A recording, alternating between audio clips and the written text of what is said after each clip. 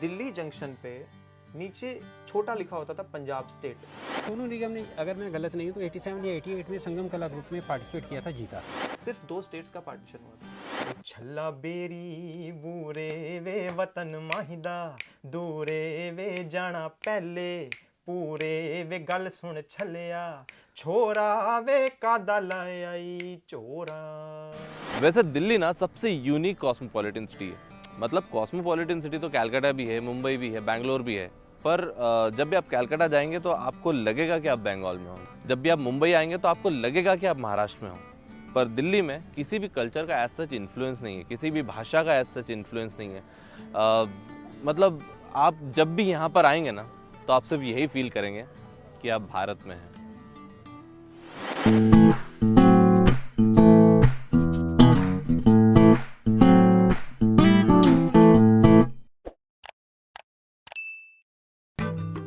दिल्ली में आज मेरा 10वां दिन है और दिल्ली में घूम घूम कर मैंने इस शहर और यहाँ के म्यूजिक को समझने की कोशिश करी है।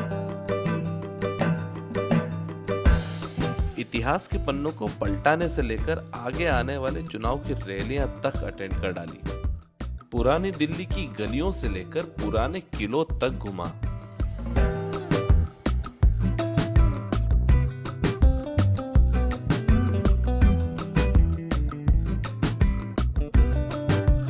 और कहीं ना कहीं मुझे ये लगा कि यहाँ के म्यूजिक में ना पंजाबी फ्लेवर थोड़ा ज्यादा है।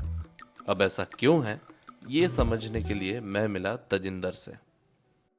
तो आप सभी को बता दूं कि ये है तजिंदर।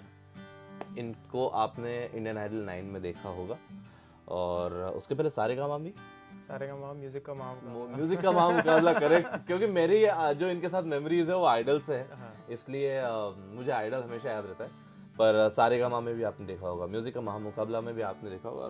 कमाल के मतलब आर्टिस्ट हैं। एक्चुअल में मैंने पहले ऐसे सिंगर देखे जिनके मीम्स भी फेमस हुए हैं। और मैं कनाडा गया नहीं। और ये कनाडा भी नहीं गए। वो मीम आपके लिए लगा रहा हूँ, देख लो आप।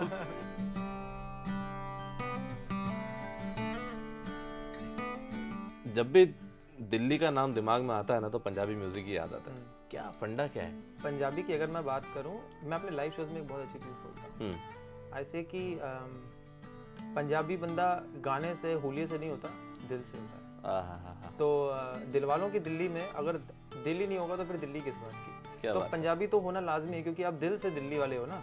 इस और पंजाब इज नोन फॉर दिल वाले। तो that's a combination and amalgamation of दिल वाली दिल्ली एंड दिल वाले दिल्ली और दिलदार वाले पंजाब। क्या बात है। दिल्ली में जैसे मैं आपको बता रहा हूँ कि हमेशा से पंजाब का इन्फ्लुएंस रहा है।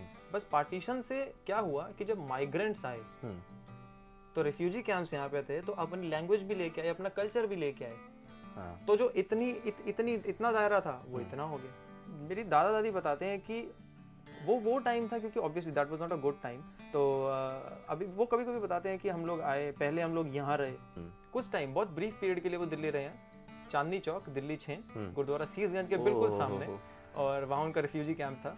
तो कई बार हम मस्ती में कह भी देते हैं, मैंने कहा वहीं रहे होते तो आज हम वहीं हो, दिल्ली 6 के। आज हम अपने आप को दिल्ली 6 के बोल पाते। तो but then he didn't stay there. तो he tells me about the incidents कि जब वो वहां से आए ना तो म्यूजिक का कल्चर ना ऐसे माइग्रेट होता दिल्ली तक पहुंचा, पंजाब का खासकर।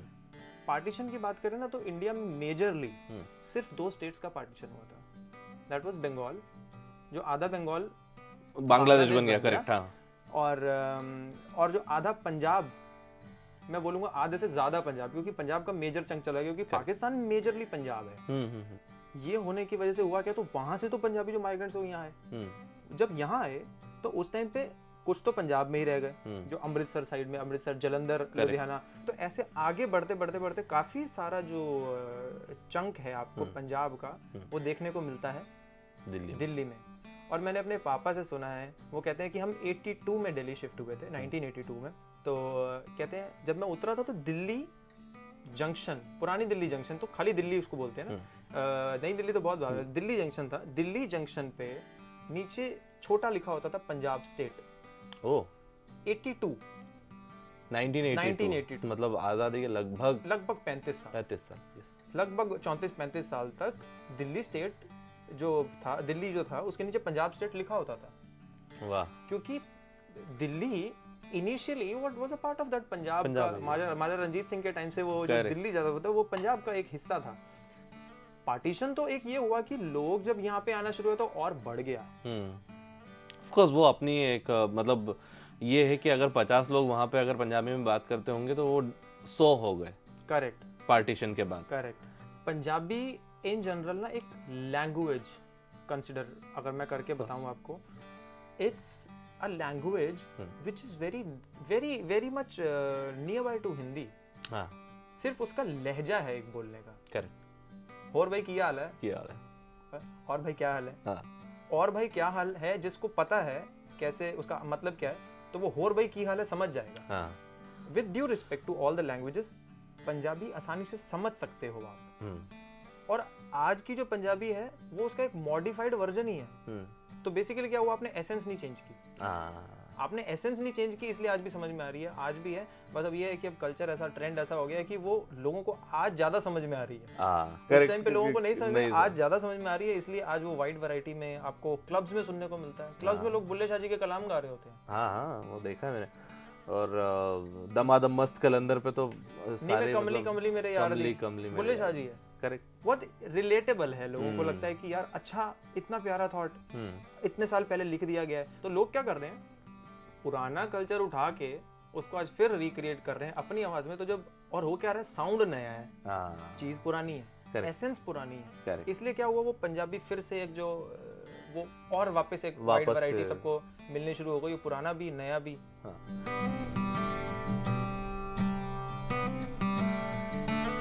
क्योंकि पिछली बार ना मुझे बहुत गालियां पड़ी है कमेंट्स में कि रैनित के साथ आपने इंटरव्यू करा लेकिन रैनित को एक लाइन भी नहीं गवाई आपने। तो इस बार मैं वो गलती नहीं करूंगा। पंजाबी फोक का अगर कुछ सुनने को मिल जाएगा ना तो मजा आ जाएगा, मतलब मेरी ऑडियंस के लिए स्पेशली। आई विल ट्राई कि मैं फोक का एक झलक आपको बहुत ब्रीफ उसमें दे पाऊं। तो मेजरली आप जो पंजाब का फोक है वो भैरवी में सुनने को मिलता है। सबसे ज्यादा। और बहुत वो जो मेजर चीज में बहुत कम उसका वो है, भैरवी में सुनने को मिलता है। तो कोशिश करता हूँ 3 चीजें को एक छोटा सा कंपाइल करके आपको सुनाने का।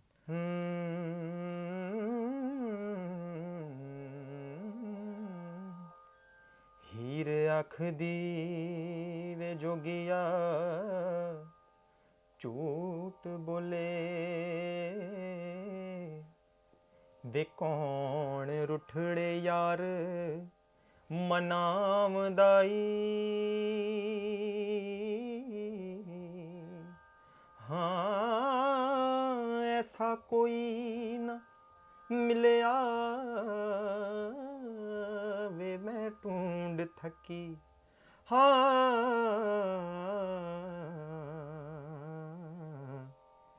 जेड़ा गया नू मोड़ ले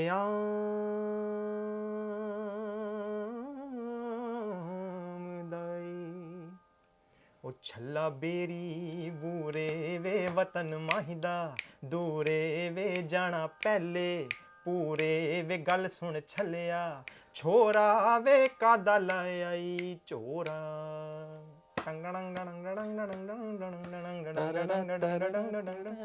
ओ अल्लाह बिस्मिल्ला तेरी जुगनी, भाई तारे आवे तेरी जुगनी, साईं बोड़ा वाले आवे जुगनी हो। थैंक यू सो मच प्रभु। प्रभु ही बोलूंगा क्योंकि इनको मैं आइडल से प्रभु ही बोलता आया हूँ। दिल्ली में तो आप रिकॉर्डिंग कर ही रहे हो आज, पर आप जब भी बॉम्बे पहुंचोगे तो मैसेज करना, will definitely catch up. Yes, और इस व्लॉग का प्रीमियर साथ में देखेंगे। Definitely. Thank you so much. See you सून।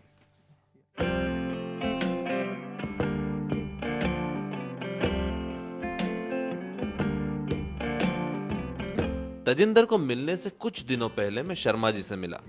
शर्मा जी को तो आप जानते ही होंगे। अच्छा, दिवाकर शर्मा को तो आप जानते ही होंगे। बस उन्हीं दिवाकर शर्मा के पापा जी, जो दिल्ली के म्यूजिकल इंस्टीट्यूट्स, कॉम्पिटिशन्स और इवेंट्स में काफी सक्रिय हैं। दिवाकर का जर्नी देखा और दिवाकर आज जो भी है उसमें आपका बहुत बड़ा हाथ है। हालांकि पेरेंट्स का हाथ अपने बच्चों की जर्नी में और अपने बच्चों की सक्सेस में बहुत ज़्यादा होता है, पर आपका बहुत ज़्यादा है। सबसे पहले तो बहुत बहुत शुभकामनाएं उसके लिए। तो जब मैंने दिल्ली सोचा कि दिल्ली करना है और मैंने आपका ध्यान सबसे पहले इसलिए मुझे आया क्योंकि दिल्ली में आपने जन्म लिया और फिर आपने दिल्ली में ही अपना काम शुरू किया, और अब जो कि आप कर रहे हो PhD in analytical study of Indian film music shows and contest. मेरे को 2 दिन लग जाएंगे याद करने नहीं, ऐसा नहीं। आपने वो स्वर्णिम युग देखा है जब हमारे म्यूज़िक में लाइव शोज़ की एंट्री हो रही थी। मतलब पहले तो एक अलग ज़माना था, पर जो लाइव शोज़ होते थे वो अब धीरे धीरे फ्रेम में आ रहे थे। 70s 80s में क्या माहौल था दिल्ली में? गीत, सबसे बड़ी बात ये कि 80s के शुरुआत में ना ऐसा कुछ नहीं था कि हमें लाइव शो ज़्यादा देखने को मिले। अच्छा, दिल्ली में था ही नहीं? नहीं नहीं, सिर्फ क्या था, हम डिपेंड करते थे सिर्फ टीवी पर, दूरदर्शन पर। हाँ। और कोई हमारे पास जरिया नहीं था। हाँ। लेकिन हाँ, 82 में जब आशा मूवी आई, उसके बाद चंचल जी के जागरण शुरू हुए, उस वजह से हम चलो बुलावा आया है के बाद माता ने बुलाया है, तो correct। उससे हम ना जाते थे और उनके ना लाइव शोज देखते जिसमें अलग अलग म्यूजिशियंस आते थे। हाँ। मुझे याद है ये चित्रहार भी शायद लेट 70s में ही चालू हुआ। हाँ, चित्रहार, लेकिन 82 83 में चित्रहार रंगीन कलर्ड शुरू हो गया था। अच्छा। तो वो भी अपने आप में एक बहुत बड़ी अट्रैक्शन होती थी। तो म्यूजिकल कंपटीशन जो है, जिसका लगभग सारे फाइनल्स दिल्ली में ही होते हैं, तो वो तब भी थे या फिर बाद में ये स्टार्ट हुए? एक्चुअली आम लोगों में ना म्यूजिक की अवेयरनेस उस टाइम इतनी नहीं थी, क्योंकि उस टाइम टीवी शोज ज़्यादा शुरू नहीं हुए थे। बराबर। हाँ, उस टाइम भी कुछ शोज, जैसे हमारे यहाँ कॉम्पिटिशन्स होते थे, लाइक संगम कला ग्रुप। हाँ। जानते हैं गीत अरे वो आपकी, तो बिना संगम कला ग्रुप में पार्टिसिपेट किए या बिना जीते हाँ, किसी सिंगर की जो जर्नी है ना वो कंप्लीट इनकम्प्लीट। नहीं। मेरे हिसाब से इंडिया में 90% जो आर्टिस्ट हैं उनने संगम कला ग्रुप में पार्टिसिपेट किया ही होगा। करना चाहिए, करना पड़ेगा और बहुत ज़रूरी है। आई थिंक ये सही भी है, क्योंकि अब जो कंपटीशन का दौर आ गया वो रियलिटी शोज ही जानते हैं लोग। जी। और कहीं ना कहीं आप ये जो लोकल कंपटीशन में पार्ट लेते हो ना, उससे आपका एक कॉन्फिडेंस बूस्ट होता है, जिससे जैसे आप भले आप जीतो ना जीतो वो एक अलग बात है, पर जाना चाहिए। ये बात आपने बड़ी सही कही। जो भी सक्सेसफुल सिंगर आप लीजिए, सोनू निगम ने, अगर मैं गलत नहीं हूँ तो 87 या 88 में संगम कला ग्रुप में पार्टिसिपेट किया था, जीता था। अच्छा, हाँ, नेशनल लेवल पे? बिल्कुल उन्होंने गज़ल गाई थी। ये तो कंपटीशन की बात हो गई, फिर रियलिटी शोज आए और उसके बाद फिर रेस्ट इज हिस्ट्री। अब तो खैर बहुत फेसेस हो गए और गली गली शोज भी हो रहे हैं, वो बात तो है। तो ये जो इंस्टीट्यूशनल म्यूज़िक है, यहाँ पे मैंने सुना एक दिल्ली घराना है, किराना घराने की बात होती है। हाँ। तो और इंस्टीट्यूशनल म्यूज़िक जो स्कूल कॉलेज में फैकल्टी ऑफ म्यूज़िक भी है, ये सब का क्या मतलब एक माहौल है? माहौल की जहाँ तक बात है ना गीत, ये मैं आपको बता नहीं सकता, ये आपको मैं लेकर जाता हूँ आपको वो माहौल दिखाने के लिए। चलिए आइए, कहाँ चल रहे हैं वैसे? बस अभी आपको लेकर चलते हैं, फिर बताते हैं। शर्मा जी ने मुझे दिन भर दिल्ली के कई सारे म्यूजिकल इंस्टीट्यूट और ऑडिटोरियम्स घुमाए, साथ में कुछ अमेजिंग पकवान भी खिलाए और दिन भर मेरा साथ दिया। अब लेफ्ट हैंड साइड पे ऑडिटोरियम शुरू हो जाएंगे। ये देखिए LTG ऑडिटोरियम लेफ्ट पे, उसके बाद कमानी ऑडिटोरियम। मतलब ये इस जगह को तो हर सिंगर को प्रणाम करना चाहिए। 1 hour later. इंस्टीट्यूशनल म्यूज़िक की जब बात आती है तो वो यहाँ पर कैसा है? ये गीत पहले तो बच्चे जो है यहाँ लोकल घरों में लेते हैं और डिस्टेंट यूनिवर्सिटीज़ हैं उनसे अपने सर्टिफिकेट्स, जो इनिशियल एजुकेशन है वहाँ से लेते हैं। उसके बाद हायर स्टडीज़ के लिए हमारे यहाँ दिल्ली यूनिवर्सिटी में एडमिशन लें और फैकल्टी ऑफ म्यूज़िक में वो ग्रेजुएशन, पोस्ट ग्रेजुएशन, PhD तक कर सकते हैं। ओह जी। और लेकिन उसमें एडमिशन लेना इतना आसान नहीं है। अच्छा, हाँ, मतलब you have to give some entrance exam और absolutely, entrance test plus auditions, theoretical theory आपकी पता होना चाहिए, प्लस आपको गाना भी आना चाहिए। गाना भी आना चाहिए। ये बात तो सही बात है। और इसके लिए आपके पास 12th में म्यूज़िक एज ए सब्जेक्ट होना ज़रूरी है। अच्छा, अगर आप 12th पास नहीं है तो आपको किसी भी गुरु से जिनसे सीख रहे हैं उनसे आपने सर्टिफिकेट लेना होगा कि मैं पिछले इतने सालों से सीख रहा हूँ, then only you will be eligible for auditions. DU के अलावा अगर किसी को परसीव करना हो म्यूज़िक, तो फिर उसके लिए फिर हाँ, आपका पूछना बिल्कुल ठीक है, क्योंकि DU में हर बच्चे का एडमिशन होना भी इतना आसान मुश्किल नहीं है। है। हाँ। तो इसलिए फिर DU के अलावा आप गंधर्व महाविद्यालय, प्राचीन कला केंद्र और इंदिरा गांधी कला केंद्र, इंदिरा गांधी कला के खैरागढ़, खैरागढ़ यूनिवर्सिटी जिसको बोलते हैं हम लोग। हाँ जी, हाँ जी। Okay okay. उसका नाम इंदिरा गांधी कला केंद्र है। अच्छा। तो वहाँ से भी आप कर सकते हैं। सी जब आप म्यूजिक में है ना तो सीखने की कोई लिमिट ही लिमिट नहीं ही नहीं है वो तो बिल्कुल। खैर सही बात है, सीखने की तो कोई लिमिट ही नहीं है। और अगर आप दिल्ली में हो तो नॉलेज लेने की भी कोई लिमिट नहीं है।